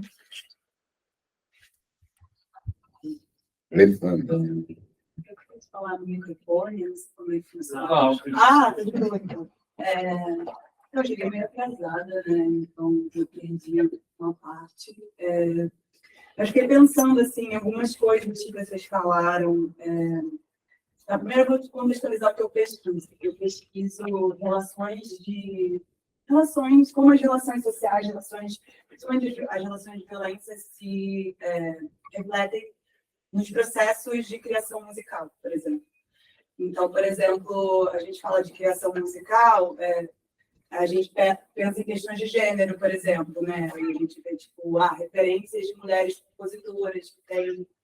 Enfim, a gente é um papo longo, mas eu fiquei muito pensando sobre essa questão da música como uma forma de sobrevivência, né? E a música como uma necessidade de contar a própria história, né? E E nem sempre contar a própria história é fácil, né? Porque para a gente contar a nossa história, a gente precisa entender a nossa história e sentir, né? E às vezes, dependendo do contexto, se é um contexto violento, você fica, cara, como é que eu vou transpassar isso para a música, né? Como é que eu crio, né? E aí, uma das coisas que eu tenho pensado é sobre a criação como esse lugar de exposição. Justamente exposição de histórias, exposição de trajetória, de violência, de coisas, de assuntos sensíveis. Já que a música é esse lugar que recebe essas informações, o que a gente pode fazer para tornar esse espaço justamente porque é um lugar sensível? E aí eu acho que me peguei muito quando você falou, quando o Júlio falou eu falei que quero fazer música e ele me ensinou partitura. Porque é meio que acontece na universidade, né? Eu quero estudar música, quero me profissionalizar. E você faz tudo menos música, assim. Você faz música, mas essa música da experiência, de você não ter medo de mostrar, porque é um ambiente que não é tão acolhedor. Então, assim, como é corajoso e, ao mesmo tempo, é frágil, né? Você mostrar essas histórias. Porque as músicas trazem memórias. Você mesmo falou da música e sentiu o cheiro, porque ela ouviu uma música. Então, como lidar com... pensar em processos, né, de criação. E como cada pessoa tem uma forma de compor. E é tão bonito isso, né? Cada pessoa vai compondo, mas sai música. O resultado era isso, sai música. Mas o processo é tão precioso. Então, não sei, assim, eu fiquei pensando em muita coisa, essa questão de memória, e quanto é corajoso, e como deve ser difícil você esquematizar, né? No caso, para você que ficou ouvindo as histórias, como é que você traz isso para a academia, assim? Como é que você transporta uma coisa tão pessoal sem perder essa ternura, sabe? Porque tem uma ternura, e aí, quando vai para o acadêmico, você perde um pouco, né? Então, como é que você consegue falar sobre a vida de uma pessoa que está se expondo para você, está abrindo fragilidades, está abrindo sobre questões que atravessam ela? Como é que eu vou falar sobre essa história de uma forma respeitosa, ao mesmo tempo que não perca essa ternura e não vire uma coisa só meio, sei lá, enfim. Por isso que eu acho que é muito sério essa crítica a qualquer estilo de música, né? Você detona. E o trabalho que está atrás daquilo, né? É uma coisa muito séria, entendeu? Que você vai lá e esmaga qualquer tipo, né? Você fala de forró universitário, não sei o que, mete o pau, não sei. Tem um trabalho de alguém que se dedicou àquele trabalho, né? De uma parcela não gostar, tá, tudo bem, mas não pode eliminar, não pode. Que tipo de música é mais valorizada, né? Porque entra um pouco nessa questão. Para eu criticar um gênero, eu estabeleço um tipo de música como boa. E que tipo de música a gente estabelece como boa? Qual é a nossa referência musical? É a música da Europa, infelizmente. Agora que a gente está, né, tipo, esse espaço aqui é muito importante. Assim. Enquanto é importante a gente estar construindo esses espaços para novos tipos de fazeres musicais. Porque é isso, ele mostrou uma outra forma de compor. Super funciona, super bonito, né? Quer dizer, bonito é muito, mas eu achei muito bonito. Assim, eu não conhecia você e agora eu conheço. Caraca, que bonito, eu conheci o seu trabalho. É isso, são formas de fazer. Então, mas quem diz que é uma forma boa ou ruim? Porque acaba tendo, quando tem uma prova que você entra, que tem um tipo de conhecimento e não outros, e aí isso é muito importante. Tá aqui nesse espaço, assim, para as pessoas. Caraca, tem alguém parecido comigo que está num lugar de... Sabe, está ocupando algum espaço, tá? Que nem que seja 2 horas daqui, todo mundo aqui vai esquecer tudo que aconteceu. Não vai acontecer, mas o quanto é importante, porque é isso, são memórias, são histórias, né? E depois você pode falar se você quiser ou não. Esmaga o negro porque ele é feio. Pô, e quem disse que... Quem é bonito? Quem é bonito, né? Estabeleceram um padrão de beleza, né? Europeu, sei lá, de nariz fino. O negro que tem nariz fino é bonito. Aí, esse sujeito é feião. Hein? Você é feião. É horrível. Aqui Que também, beleza quanto é mais essa, perto pô? do branco, essa é a questão, na verdade. Quanto mais perto da Europa, quanto mais perto do branco, mais bonito. Quanto mais perto das nossas outras bases, é feio. Quanto mais perto do sol, é um horror. Pois é, né? Não é? Você ia falar, Juliana? Acho que você... Acho que você tocou em pontos tão importantes, né, na sua fala. Acho que eu vou falar só de uma parte que me toca especialmente. Você perguntou, né, com relação a esse processo de pesquisa, né, provavelmente pelo fato de eu ter mencionado, né, que estou fazendo uma pesquisa sobre o Júlio, né, então, e quão delicado é fazer esse tipo de pesquisa, né, que é muito mais horizontal, né, e que você, por exemplo, no meu caso com o Júlio, tinha uma relação com ele que vem desde 2005, né, por conta da Juliana, de quem eu sou muito amigo, e acho que isso é uma questão importante, e é difícil falar dessas coisas na academia, porque a gente sustentar que para fazer trabalhos dessa natureza é necessário um tempo muito longo, né, de relacionamento mesmo, de confiança entre as pessoas, de amizade mesmo sincera e de convívio, né, e até que você formalize isso, por exemplo, num projeto de pesquisa, né, ou em artigos, em publicações. Com relação às produções, que eu acho que é uma pergunta boa que você fez, né, como então produzir, falar dessas questões que são muito sensíveis relacionadas, talvez o ponto mais sensível, né, de alguém, né, ou de um tema mais sensível, que é a história de vida de um indivíduo, né, como falar, então, da história de vida do Júlio. Eu tenho pensado em formatos de pesquisa que sejam alternativos, e por isso, talvez no departamento de antropologia, eu tenho interessado muito na produção de filmes, né, isso aí mais recentemente. Então, eu fiz um primeiro, que é sobre a festa do Caruru, né, que é organizada pelo Júlio e pela família Valverde no Soteropolitana, durante mais de 25 anos. E eu poderia ter fiz também um artigo sobre a festa, discutindo, né, mas uma das abordagens que eu achei que faria mais justiça a essa festa era que as pessoas pudessem experienciar de alguma maneira isso, né, mesmo até os cheiros, né, quando a gente vê o Júlio, né, mexendo, né, por horas o caldeirão e as festas e todas as questões, inclusive relacionadas à manutenção dessa festa durante a pandemia, os dilemas dessa manutenção, né, que foram difíceis.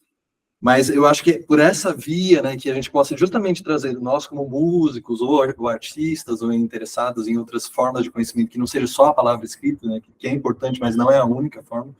Eu acho que a gente tem que ir cada vez mais nessas outras formas de conhecimento que são sensíveis, né, como você mesmo apontou. Eu acho. A gente pode pensar, por exemplo, gravar um disco, fazer um filme, né, ou falar um projeto de podcast que envolva memórias, mas algo que justamente faça justiça a esses encontros, e que mais importante que a voz da própria pessoa esteja lá, né? Muito importante, por exemplo, nos meus trabalhos, que o Júlio mesmo fale, né? Então, nesses filmes, por exemplo, o Júlio sempre está falando, é a voz dele, claro que tem o trabalho, né? Precisar de uma outra pessoa para fundamentar, tipo, o conhecimento dele é suficiente pelo que eu preciso referenciar XYZ europeu, sabe? Ele, a voz dele basta. E é um desafio bastante grande em termos de produção de conhecimento, mas a gente tem pensado muito nessas questões, né? Mesmo assim, né? Eu acho que, por exemplo, essas questões que o Júlio fala muito sobre processos criativos que não passam por esse vocabulário formal da teoria, né? E aí que vem muito pela ordem da memória, ou mesmo da profissão dele como cozinheiro, quando ele fala que compor é misturar, né? E tem a ver com o ponto certo, né? Que são outras formas importantes de se falar sobre música, né? E são metáforas sobre a música que a gente precisa conhecer e desvendar mesmo, né? E entrar e se aprofundar. Mas eu tenho achado que outras formas, outros produtos mesmo de pesquisa podem ser um caminho nesse sentido. Assim. Interessante, né? Eu acho que o livro é interessante captar, porque tem a coisa do áudio e vídeo, né? Sim. Tem a presença e tem o som. É isso.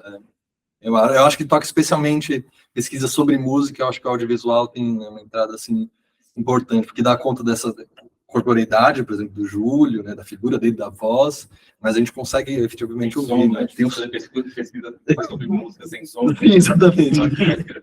Exatamente. É difícil. E eu acho que pelo menos para mim, tem sido uma transformação muito grande. É uma abordagem recente no meu trabalho, mas já tenho feito alguns. É mais acessível também. Sim, a quantidade de pessoas que teve acesso ao filme, que discutiu, né, e que eles puderam também compartilhar, né, a dedinha, e que puderam se engajar mesmo com esse produto. Alcançando efetivamente quem tem que avançar, né? Sim. Tipo, né, a pesquisa voltar para o público, né? Voltar para as pessoas que pagam a pesquisa, que a pesquisa é financiada pelas Sim, pessoas. sim. Então, assim, por que a nossa pesquisa não volta para eles? Né? Então, é legal, assim. Quando tiver, assim, não sei se está pronto. Sim, esse tá online, eu posso enviar, eu posso enviar para o meu som de repente, mas esse está aberto, né? E estou preparando um outro, inclusive, né? Que é mais focado nos processos do Júlio, né? E Tem os que processos aproveitar criativos. porque eu estou correndo risco, né? Boa.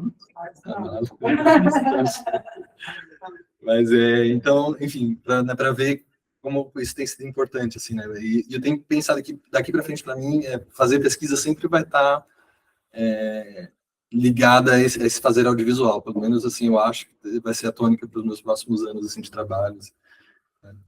Quando a gente faz as chamadas, né, dos eventos aqui, a gente cria meio que uma página, né? É um lugar que dá para adicionar links e textos ou vídeos, se vocês quiserem colocar materiais extras, porque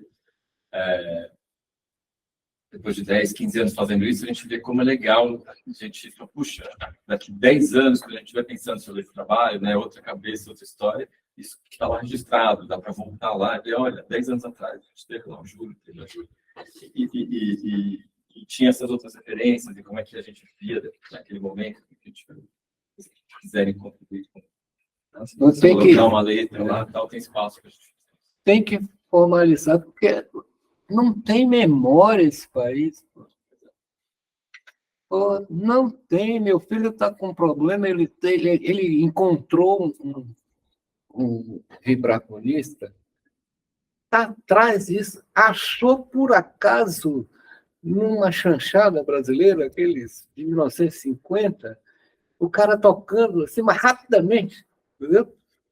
Mas foi atrás, cara, nada registrado. Nada registrado. Você falou que você falou muito do anônimo. Tem uma citação da Virginia Woolf que ela fala que geralmente quando você vê anônimo é uma mulher. Mas eu fui defender a minha primeira dissertação e aí uma pesquisadora da banca, que é a Catarina Domenici, que tem muito experiência, assim, ela falou, não, anônimo é uma mulher, na verdade, anônimo é o que são as dissidências, é aquilo que a gente quer esquecer, o povo quer esquecer. Tem um lugar ainda dessa memória do que é valorizado. Porque é isso, as coisas existem, né? É que nem falar, não existiu, nossa, eu só esse livro aqui só com homem compositor, então não tinha mulher compositora, óbvio que tinha. Só que o que é registrado, o que é visível, o que fica na memória popular. Isso tem a ver com as relações sociais, o racismo, Então é isso, muitas coisas acabam sendo esquecidas porque não ganham nenhum destaque, né?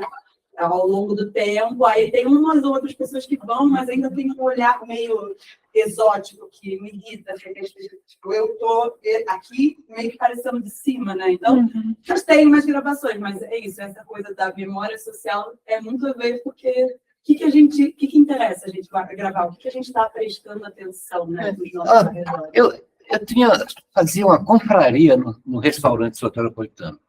Então, era mensalmente. Eu fazia uma comida a meu bel prazer, entendeu? Era definido por mim, tinha um valor e tal. E eu fazia algumas homenagens e fiz vou homenagear os americanos lá na parte do jazz, New Orleans. Então, houve umas coincidências, porque tinha um freguês, ia muito lá, e eu estava falando com ele, conversava com as pessoas, e disse, vou fazer na confraria próxima uma homenagem a Nova Orleans. Eu disse, eu morei 5 anos lá. Eu digo, então você pode me contar sobre a comida crioula, né, de Nova Orleans. Estou conversando. Um amigo meu chegou lá e disse, olha, Júlia, eu vou fazer uma viagem, eu não posso ir, não sei aonde, tem outra festa. Ele disse, estou indo para Nova Orleans amanhã. Eu disse, você está doido, pô. Ele disse, você não pode me trazer um livro sobre a culinária, né? De lá? Voltou e trouxe um livro, né? Aí eu fiz a comida, fiz a música também, voltada para o jazz, né? Dos negros no Orleans. E aí tem um prato chamado jambalaya, na culinária de Nova Orleans, que é um arroz com camarão, com linguiça, é uma coisa negra, né? Veio dos africanos, influência africana, né? E jambalaya, eu me lembrei que tem uma música chamada Jambalaya. Aí entrei no computador, encontrei um vídeo de um garoto de 5 anos tocando a sanfoninha jambalaya, num festival lá não sei aonde, nos Estados Unidos. Isso daí é uma coisa belíssima. Estava lá registrado. Então, eu levei para, nesse dia, apresentar esse garoto tocando jambalaya.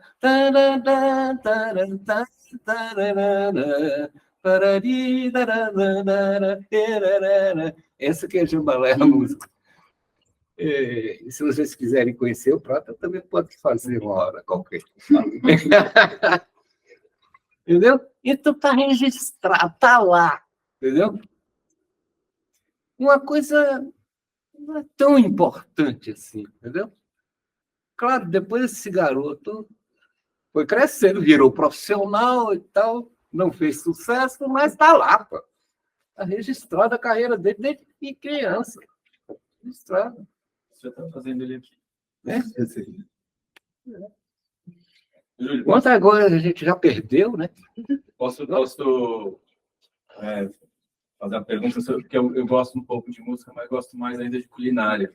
Cadê você chegou na culinária? Quando eu cheguei? Primeiro o seguinte, a minha mãe e minha avó cozinhavam muito bem. Só que a minha mãe, quando ela estava cozinhando, que eu entrava na cozinha, homem, cozinha não é lugar para homem. Então, fui expulso da cozinha. Primeiro momento, né? Mas eu digo que eu aprendi a cozinhar comendo. Porque eu ganhei um referencial do paladar daquelas coisas boas que a família fazia. Então, eu aprendi a cozinhar comendo. E aí desenvolvi isso, que eu tenho a referência no céu da boca, na língua, entendeu? Isso daí é um primeiro passo, né? Assim como eu digo para a música. Quer aprender música? Pega na mesa e começa a batucar na mesa. Para você começar a ter relação com o ritmo, né? Então, a minha primeira... Depois, aí, eu comecei. Antes de montar o restaurante, eu passei 8 meses ensaiando, fazendo comida para os meus amigos. E chegou um momento que eu disse, estou pronto para montar um restaurante. Montar um restaurante para cozinhar, tudo bem, só que eu me dei de cara com compras, funcionários, uma administração. É terrível. Fui aprender assim na marra essas coisas, né? Porque eu disse, estava pronto, porque eu sabia cozinhar. Só. Mas eu tive um treinamento muito bom, que uma turma de arquitetos lá em Salvador, nós nos reuníamos e as mulheres ficavam na sala conversando, fofocando, e a gente na cozinha bebendo e cozinhando. Então, a gente saía para comprar as coisas e praticávamos o hábito de realizar a comida, o almoço, o jantar. Não, normalmente era jantar, porque a gente começava de manhã e ia terminar lá às 8 horas da noite. Então, é uma prática, né? Então, cozinhar é isso, é praticar, praticar e ter ousadia. Depende, não pode ser muito ousadia, não, senão a gente vai ter uma dor de barriga. É muita ousadia que tem que ter, né? Muita ousadia. Porque você propor coisas. Então, é assim. E leio muito sobre isso, né? Vira e mexe, eu estou no computador ouvindo uma receita, mesmo que eu não goste, eu vejo. As práticas, né? Tem gente que fala que vai dar uma dica tal, mas ele já deu sem querer em outro momento, que ele não falou que era dica. Então a gente tem que ver essas coisas. É meio assim, praticar. Praticar. Então eu faço qualquer coisa, faço qualquer comida. E crio também. Tenho pratos criados. Como é que você vai trazer para a gente? Né? Vai trazer aqui para a gente comer. Vai com outro encontro. Um outro encontro culinário, né? Outro encontro. O Leonardo falou assim, vou levar o pessoal lá, falar de música. Tá bom, tal. Então, mas era o dono do restaurante só depois.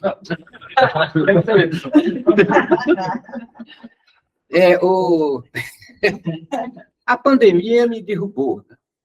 Como restaurante. Me derrubou. Então, fui fazer comida para entrega. E aí, eu fiquei doente e parei também. Por isso que eu estou dizendo que eu corro risco. Eu não sei se eu tive, eu tenho um câncer no pâncreas. Fui mutilado porque eu fiz uma cirurgia, então tiraram tudo de mim. Eu falo porque foi aqui no abdômen, não foi na face. Senão teria arrancado minha língua. Então, eu estou correndo risco, né? E aí, eu estou começando a cozinhar para mim agora, para poder voltar a trabalhar, né? Para fazer as encomendas. Porque foi muito difícil, né? Depois, logo no início, eu não consegui cortar uma cebola. Que eu tentei fazer uma comida que eu queria, não, porque o movimento do cortar move com os músculos que eu não sabia que movia, né? Então, outra coisa, uma questão que é importante, que eu vejo um pouco debate sobre essa relação mente e, né? Que é isso, ele não Exatamente. Eu não sabia que eu mexia com determinados músculos, né? Aprendi doente. Toca com o corpo todo, estuda com o corpo. Então, já estou começando a fazer para várias pessoas, para a família e tal. Daí a pouco, se eu não for embora, eu vou voltar a trabalhar. Mas não precisa ser de trabalho, não. No dia que você estiver fazendo uma comidinha para você, aí um brigadeirinho, eu tenho que ter o brigadeiro, se você quer. Eu faço salgado. O doce, eu não gosto de fazer. Então, primeiro que eu não como doce, eu não gosto de doce. E a comida salgada. Por exemplo, eu já fiz, só um pedacinho.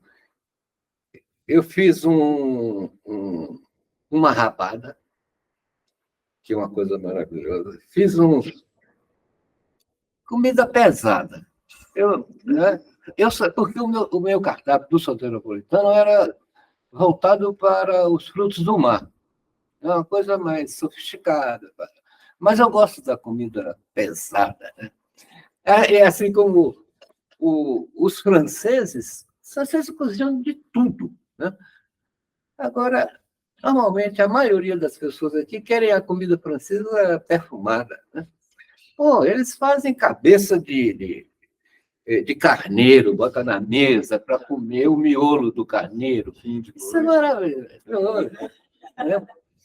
Então, eu fiz uma buchada outro dia, com bucho do boi, né? Os miúdos são muito bons. Vou fazer um sarapatel agora. Então,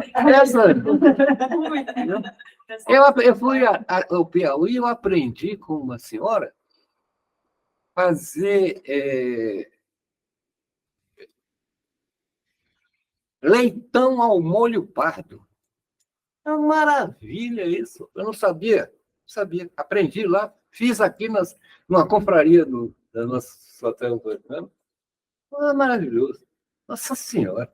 É muito bom. Bom. Desculpe aí que saí do caminho. Com essa água na boca, acho que a gente pode terminar.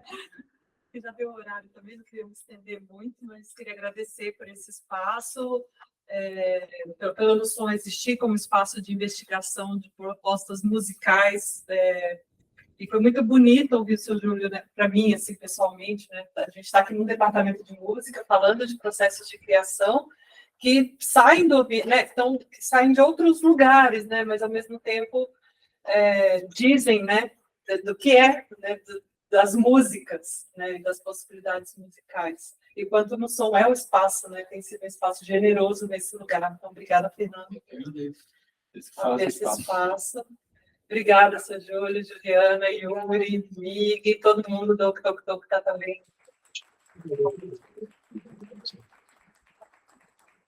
Dizer que a gente está, né, nesse processo, vocês ouviram algumas músicas sem, né, a gente está em mixagem, vai para masterização, tipo, hoje. A gente tem o evento de lançamento do dia 24 de setembro, no Teatro Vira da Lata, a gente pode divulgar também, e aí o álbum vai para as plataformas de streaming, a gente vai pensar nessa questão de dar acesso às letras, né, tudo isso. Como é que a gente dá, né, dá notícia de todo esse cabedal que sustenta o álbum, e que, assim, no meu coração, né, dessas coisas de produzir, eu sempre fico com vontade de fazer um dia, quem sabe, uma experiência que a gente possa comer e ouvir, né, então, sentir toda essa conjugação, né, que é a experiência do seu Júlio com a gastronomia e da música. Ouvindo ele falar sobre o processo de culinária, é quase a mesma, né, assim, a mesma lógica da música, assim, então, e quando isso acontece, não vai ser no dia 24, mas estamos convidados no dia 24, mas a gente ainda de conseguir viabilizar isso, né, de ouvir, comer e tudo mais que a gente puder conjugar. E já sabe, se for comer comida, tem que ver o estômago vazio, que é comida pesada, né? É coisa boa, tem que ver já preparada. Já tive o prazer de comer no Soteropolitano e realmente é muito bom. Obrigada. Já terminou? Terminou?